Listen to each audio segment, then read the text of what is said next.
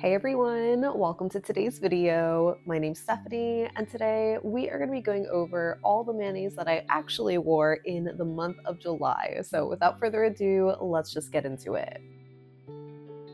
So technically the very first mani that I wore in July was Mooncat's Drown My Demons for the algae nails trend for 4th of July. If you have no idea what I'm talking about, I'm pretty sure this started over on Reddit where somebody was like, you know what, I don't want to celebrate the 4th of July with the current state of the country. And so some genius lacquerista decided to come up with this hilarious mani that was basically mocking the reflecting pool that had been painted and chipping and developing algae, and the rest of the subreddit just was obsessed with the idea, as was I. So I just wanted to join in on the fun, and I thought Mooncat's Drown My Demons was the perfect combination with the blue and green for that. I really only wore this for a day, so it kind of felt like I was cheating including this one, but it technically was the first one that I wore. But my first actual mani that I wore for several days was this nail art look using Holo Creamsicle Coast, Boardwalk Behavior, and serving Sherbert. I shared a little tutorial for it over on my shorts tab, but I basically did a French tip using Creamsicle Coast and did these little starfish using the two pinks. And I loved how it turned out so much. The colors were just so cute together, just so fun and summery. And on my other hand, instead of doing the same exact nail art, I still used the same colors to do a gradient. I always love painting my right hand with whatever matching colors are on my left hand, but in a more simplified version, usually a Skittle, which is what I initially wanted to do, but I thought the colors looked so beautiful together, just like a sunrise or a sunset. So I wanted to blend them together for a little gradient. And shortly after that, actually no, it wasn't even shortly. It was maybe a week later after wearing this mani, my nails started to get chipped, but I wanted to layer a topper over them. And so I used Broken Pixel Polish's Citrus Drift, which doesn't look like a topper because it's very clearly orange in the bottle, but it is so incredibly sheer that I feel like it can work as a topper. And I really loved how this looked because it just warmed the colors up a little bit more and provided this super glowy pink shimmer that just looked like this wet chrome, especially in lower lighting. It's a shame that my nails underneath were chipped, but I just kind of wanted to test it out. I always mention that sometimes that I hate the idea of ruining a manicure that I like, and even though my initial gradient wasn't the smoothest, I would have just been so annoyed if, doing the sheer shimmer on top of that just made it look worse. So I wanted to get some mileage out of the gradient at least first, but yeah, I really love this combination. It was just so beautiful and definitely one I want to try again, maybe this month, if not next summer. The next mani that I wore was Holo Taco's Jelly Sandwich Collection as a vertical gradient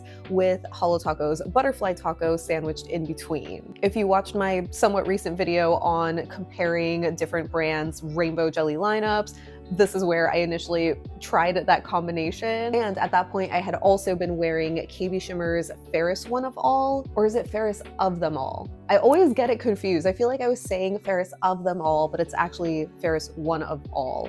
Either way, that's what I was wearing on my other hand, which is a hot pink jelly with these super gorgeous gold and other kind of colorful rainbow iridescent flakes. So just another jelly kind of combination. And I really love these two together. Obviously they're a little bit more random shades, at least compared to the last mani that I did, where they're the same colors, but two different designs. But I feel like it still works, they're jellies, they're glittery and sparkly. And yeah, as you might remember from that video, I really loved how the Holo Taco gradient came out because initially when I did my review video, I wasn't super impressed with those jellies. I feel like the formula just feels a little sticky or syrupy in a way, not thick, but just not as fluid maybe as some other jellies. But for some reason, they also just blended really well together, while so many of the other brands' jellies just kind of didn't. They sort of overlaid over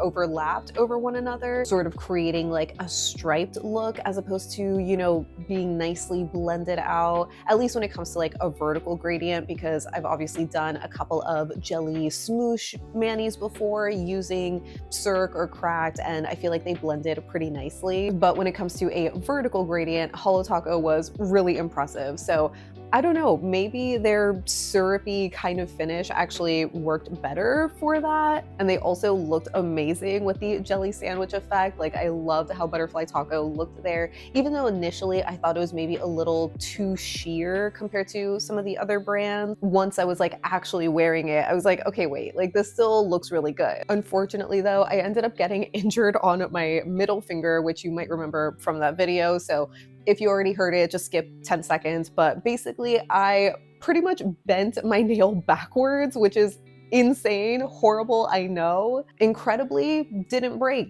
There is not a single crack at all, but yeah, my nails are just freakishly bendy, and it just went in the opposite direction. Well, not that your nails should be bending like down anyway, but it just was bending in a way that should not have been possible. And because of that, I wasn't able to paint this hand for a couple of days, but eventually, once it got healed, I was able to paint it, but just not for myself. Like, I had to catch up on doing swatches for videos, for little lacquer box. So it took a while to actually paint something for myself again, but this next mani was probably my top favorite from the whole month. And those are my citrus French tips. I loved this look so much. I'm pretty sure I shared it in my summer treats video, and I was like, I need to wear this again immediately. It is just such a cute look. I loved the color so much. Again, on another jelly kick here, and this one, similar to the Holo Taco mani I did towards the beginning of the month, was a similar thing where I used like the same jellies on both hands, but I just did like a Skittle on my right hand, at least to start with. Like, I wore that for a day or two, and then after that I did end up painting more citrus kind of nail art on them, and I just loved how it looks so much. It's just so fun and fruity. Like, you just can't go wrong with citrus in the summertime, and I just really loved the color combinations for this mani. Just one of the best. And one of the last manis that I wore in July was Polish for Days in Bloom, which I had picked up for Polish Pickup Rewind.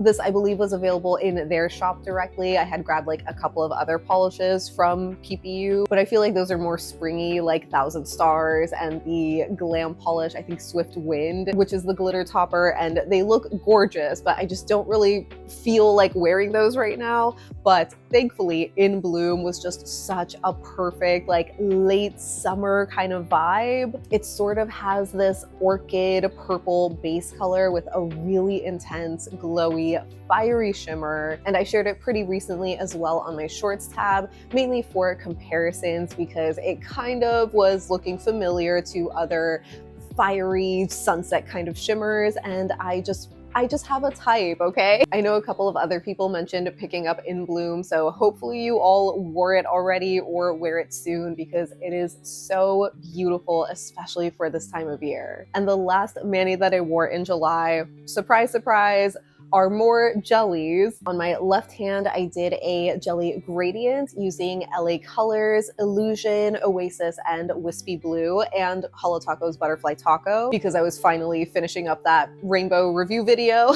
and I really loved this combination and just wanted to wear it for a couple of days. And on my right hand, I did a little alternating Skittle using two of the Nails Inc. and Smuckers jellies. I saw somebody post these on Yanelli's community tab, and I was like, oh my god, I need these. I think the collab was just a little trio, so it had this reddy hot pink shade, a lighter pink, and then the sort of berry color that I haven't worn yet, and they're all scented, so I was like, I'm obsessed. Like, I need these so badly, even though the colors are, you know, kind of similar to shades I already have. I just wanted to get them, and they were so fun. I love, like, I'm a sucker for a nice scent. You know, some people think it's really gimmicky when it comes to polishes or top coats or base coats, but I can't help it. I think they're so fun. Thankfully, these did smell nice. They weren't like super sickly sweet or overpowering, and they honestly only lasted for like maybe a day. Even after top coat, I feel like usually my scented top coat or even my scented base coat would last longer than a day, like maybe, you know, 2 or 3 days. So I was a little bit bummed at how fast the smell like went away, but I also was just like, so yummy. And yeah, that pretty much wraps up every mani that I wore in July. So unsurprisingly, I had a lot of jellies this month, which actually maybe is surprising because I initially am trying to go for like what's on my summer favorites wheel, which, you know, looking at it again because it's so beautiful, doesn't really have like that many true jellies. So I've kind of been slacking with what's on here, and I've also been slacking on my topper series again, which like is so frustrating because obviously it's like not that I'm burnt out on it or that I just like want to abandon the series, but for whatever reason, I guess I'm just like not feeling inspired to use a topper. I feel like in July I did a lot of kind of plain manis. Like the only topper that I really used was the Broken Pixel, which, you know, technically isn't a topper, but it was like the only thing that I wore that month close to a topper. And even thinking about other manis that I want to do in the coming weeks, there's not really a topper in there. Like, first of all, I'm trying to prioritize like trying to do some more nail art. I know I didn't really do much of it this past month. Like I sort of started strong with the Holo Taco Starfish one, which I still really love, and in the middle of the month with the Citrus French Tips. And I guess technically the jelly gradients also kind of count as nail art, but they're just like a lot more simple than what I was envisioning or hoping to do. Like I mentioned at the beginning of summer, I'm pretty sure when I did my favorites wheel,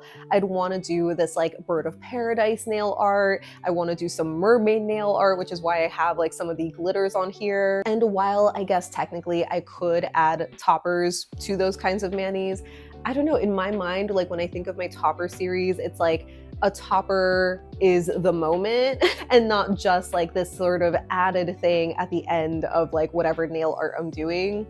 I don't know if that makes sense. That's probably like so silly. But I think another reason too that it was easier to start the year, especially like, you know, the winter, spring kind of time with my toppers, was because I just had more of those like seasonal, you know, sort of festive toppers. Like all of January, I feel like I was using a snowflake sort of glitter. In February, I had some heart-shaped glitters. Even in March, I had that one flower-shaped glitter topper. I had like another butterfly glitter. So, you know, it was like more seasonal, right? But then for summer, I realized I don't really have like a summer topper. So I think I just have to be extra creative with the toppers that I do have to make them work for summer. So yeah. It's not that difficult. I'm just making it that way. But overall, I still really enjoyed the manis that I wore this month, even though I wish I could have like worn more. I feel like I always mention how it feels like I didn't wear enough or didn't wear as much as I wanted to.